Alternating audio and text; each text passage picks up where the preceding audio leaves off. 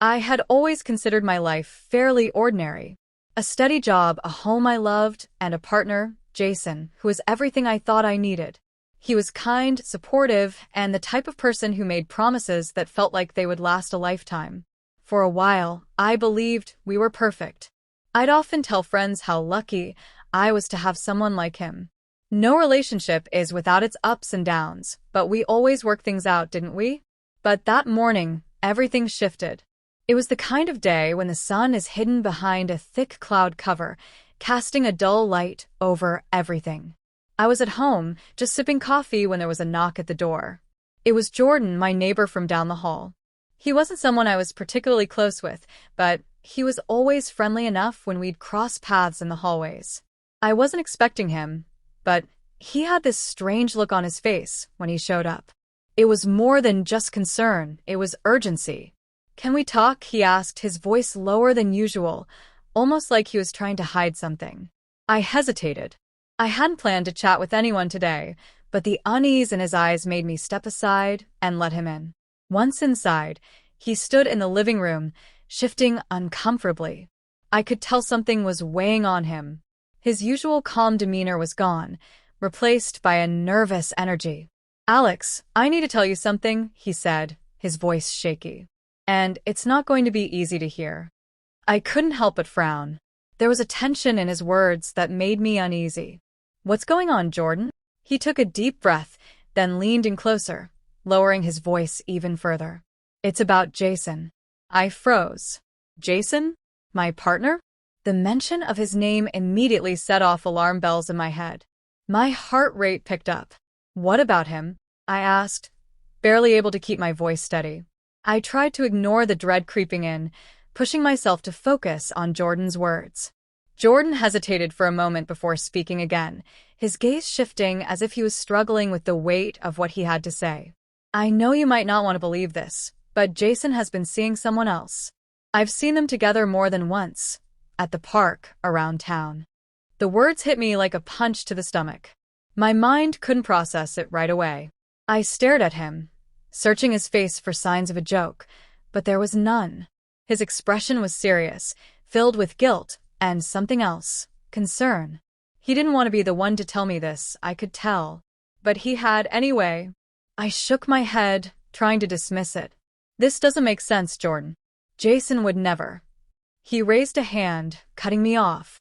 "I know it's hard to believe, but I'm telling you the truth. I didn't want to get involved in this, but I couldn't keep it to myself anymore. I've seen them together, more than once. It's not a mistake." I felt a cold shiver run down my spine. My mind raced, but I couldn't focus on anything clear. How could this be true? Jason, the man I had built my life around, the man I trusted. Had he been lying to me? For how long? "How do you know it's him?" I asked, almost pleading. I didn't want to believe it, I couldn't believe it, but there was a small, terrifying part of me that was already accepting it. "I know it's him," Jordan said firmly, his eyes never leaving mine. "I've seen them together several times, Alex. I'm not making this up. I just thought you should know. You deserve to know the truth." I could feel my heart pounding against my chest, my breath quickening. The room felt smaller, suffocating. Jason had been my world for years, and now, in the span of just a few moments, everything I knew seemed to unravel. For a moment, I couldn't speak. What could I even say?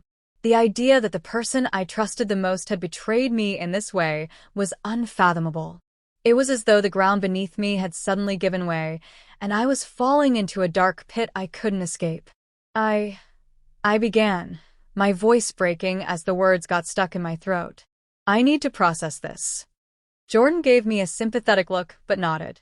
"I understand. I didn't want to hurt you, but you deserve the truth.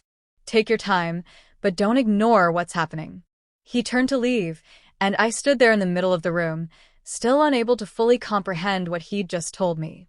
Jason, the man I loved, the man I thought would never hurt me. Had it all been a lie? I couldn't fathom it. My mind was a blur, flooded with 1,000 questions I didn't know how to answer. As the door closed behind Jordan, I sank onto the couch, staring blankly at the space in front of me. My heart ached, and my thoughts scattered. I needed to confront this, but I wasn't sure I was ready for what I might find. Would I even recognize my life after this? Would I ever be able to trust Jason again? I didn't know. All I could do in that moment was hold on to the truth Jordan had given me, however painful it was. It was only a matter of time before I'd have to face it head on. The days after the conversation with Jason felt like they were moving in slow motion. I couldn't escape the weight of the truth. The betrayal was no longer just a shock. It was my reality now, and it was suffocating me. I went through the motions, but I wasn't really present. I couldn't focus at work. I couldn't concentrate on anything. Every time I thought about Jason and what he had done, it felt like a knot was twisting tighter and tighter inside my chest. I couldn't shake the image of him with someone else, of him being intimate with someone who wasn't me. The thought of it gnawed at me constantly, and each time it hit me, I felt smaller, weaker, as though the person I once was slipping away. I couldn't even bear to be in our home. Everything reminded me of him. The pictures on the walls, the scent of his cologne on the pillow, everything felt like it was suffocating me, pulling me deeper into a place I didn't want to go. I knew I had to confront him. I had to ask the questions that were burning inside me, even if I wasn't ready for the answers. I couldn't just ignore it and pretend it wasn't happening. There were so many things I needed to know, things I had to understand before I could even think about moving forward. When I called him, my hands were shaking, but I knew I couldn't wait any longer. I couldn't keep avoiding this. He answered quickly, sounding almost relieved to hear from me, as if he thought I would just move on and let it go. But I wasn't ready to let it go. Not yet. Jason, I said, my voice steady but cold. We need to talk. There was a brief pause before he replied, his voice tight, but he agreed. I arranged to meet him at a neutral place, somewhere away from the house, where neither of us would have the comfort of familiarity to hide behind. When we sat down, the air between us was thick with tension, and I could see it in his eyes. He knew this conversation was coming. He wasn't surprised, but I was. I was surprised at how weak I still felt, how vulnerable, despite all the anger I was trying to hold on to. I want to know everything, I said, cutting straight to the point. How long has this been going on? Was I just a fool the whole time? Jason opened his mouth to speak, but I stopped him. I don't want your excuses, Jason. I want the truth. All of it. Don't hide behind apologies. I need to understand why. His face twisted in guilt, and for a moment, I almost felt sorry for him. But then the anger crept back in, and I remembered the betrayal. I wasn't here to listen to his guilt. I was here to hear the facts. I'm sorry, he said, though it felt more like a reflex than anything genuine. It started about 6 months ago. I didn't mean for it to happen, but it did. I got caught up in something I couldn't control. I listened, but the words didn't sink in. I couldn't wrap my mind around it. 6 months. 6 months of lies, of him being with someone else while I was right there, trusting him, believing in him. How could he? How could he look me in the eyes every day and pretend everything was fine when he was betraying me in the worst way possible? I should have told you, he continued, his voice breaking slightly. I should have ended it before it got this far. I never wanted to hurt you. The words felt empty. They didn't change anything. I had heard them all before, and they meant nothing now. I wasn't looking for an apology. I wasn't looking for him to fix this. There was nothing he could say that would undo what he had done. Did you ever love me? I asked, the question slipping out before I could stop it. The words tasted bitter in my mouth. Jason froze, and for a second, I thought he might break down. But instead, he sighed, looking down at his hands. I did, he said, but there was a hesitation there that cut through me. I still do. But I don't know what happened. I wanted to scream at him. I wanted to tell him that love wasn't supposed to be this way. It wasn't supposed to come with secrets and lies. It wasn't supposed to hurt like this. But instead, I sat there, numb, feeling like I was shrinking inside. The person I had trusted, the person I had shared my life with, was telling me that his love wasn't enough. That it was never enough to keep him from making this decision. I took a deep breath, trying to steady myself, but it was impossible. The tears were just beneath the surface, threatening to break free. I don't know if I can forgive you, I said quietly. I don't even know if I want to. You've taken something from me that I can't get back. You've broken me, Jason. He looked up at me then, his face full of regret, but it was too late. The damage had been done. I'm so sorry, Alex. I know I don't deserve forgiveness. I've ruined everything. The guilt in his voice didn't change the fact that everything had already changed. His apology didn't undo the hurt. I wasn't going to sit here and pretend that what he had done was something I could just move past.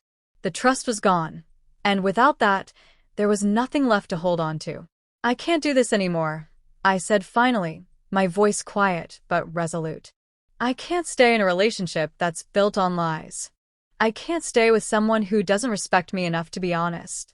Jason's face crumpled at the words, but I stood up before he could say anything else. I didn't need to hear him beg.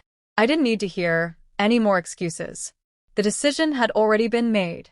As I walked away, I could feel the weight of the future pressing down on me. It was uncertain. It was painful, but it was the only way forward. I couldn't keep living in the shadow of the past. I had to move on, even if it meant leaving behind everything I thought I knew.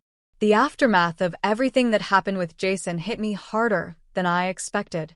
The house, once filled with laughter and shared moments, now felt like a prison. Every corner held a memory that cut deeper than the last.